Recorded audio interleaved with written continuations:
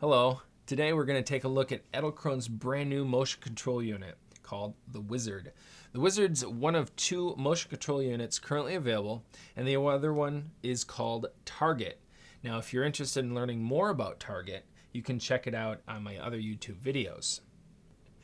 Now when you get your Wizard, the first thing you'll need to do is actually replace the cloth belt that came on your Slider Plus version 2. Now there is a supplied geared belt with your Wizard, and the Wizard only works with the version 2 Slider Plus, and the geared belt is necessary for its operation. So when you're attaching the Wizard, it's super easy. There's actually mounting screws on the end here that make mounting a breeze. It's literally 2 thumb screws and you're ready to go. So for powering your Wizard, there's actually a supplied AC adapter, or you have a choice of 3 different battery plates that fit commonly used camera batteries. Now depending on the batteries you use, you can get up to 8 hours use on a full charge. Now the battery plate accepts 2 batteries, but only really needs 1 to operate. So the operation of the Wizard is very easy. The controls are straightforward and they're labeled for your convenience.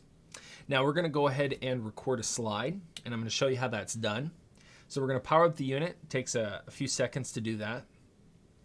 You're going to move the camera to your starting point. In this case, we'll do it all the way to the right. We're going to push straight down on the record button. It'll start blinking, and that means I can start moving the camera. So you literally move the camera from point A to point B at whatever desired speed you want. Then push record again, and it's saved your movement.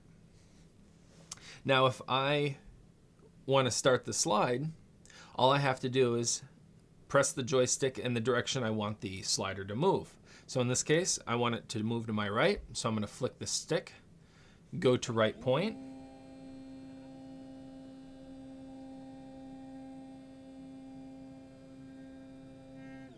you can see it went to the right point. Now there's a few other types of controls that you have on this. Is if I double click the direction button, so in this case we're going to go to the left point, I'm going to double click it, and what that's going to do is start the slide, but it's not going to stop.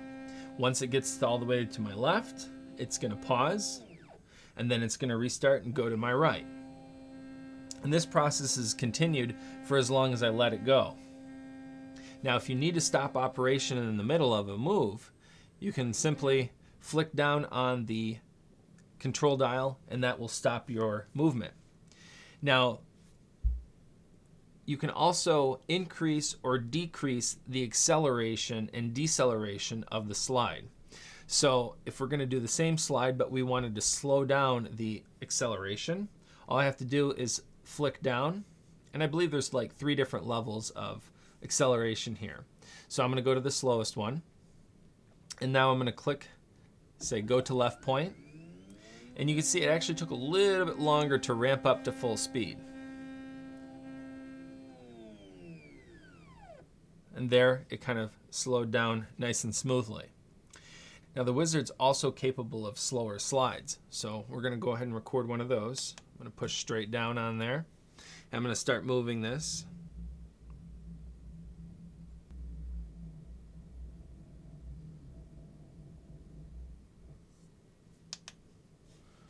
So I just recorded a slower slide. Now when you're doing slides, or especially slower slides, you're going to feel a little bit of resistance. And that's actually normal because you're telling the motor inside the Wizard how to move. So it's actually recording it as you're moving it. So it does feel a little bit different, and I didn't expect that when I first got it. So I just want to let you know it is normal, because when you go ahead to play back that movement, it plays back very, very smooth. And if you're a little jerky on your slides and stuff like that, this evens it all out. Because it averages out the speed of your slides, you're going to get beautiful slides every time. Now, the one thing that the Wizard's not capable of is time-lapse, or at least it's not very practical. So for example, if you wanted to do an hour-long time-lapse, that would mean that you would need to record a slide that would take an hour. Well, it's not really practical. I kind of got the idea that maybe if I started the recording, moved it a little bit, waited several minutes or half an hour or whatever, and come back and finish the slide, hit record, that I could kind of trick it into getting a longer slide. Because remember, it averages out the time it takes you from point A to point B. Now, in doing that, I found out that it does not work. The reason it doesn't work is that when the Wizard senses the camera stop moving, a little while after that, it'll actually just stop the recording process. So it will time out on you. So you do have to move the slider at somewhat of a consistent rate. You don't want to stop for too long, otherwise it will stop.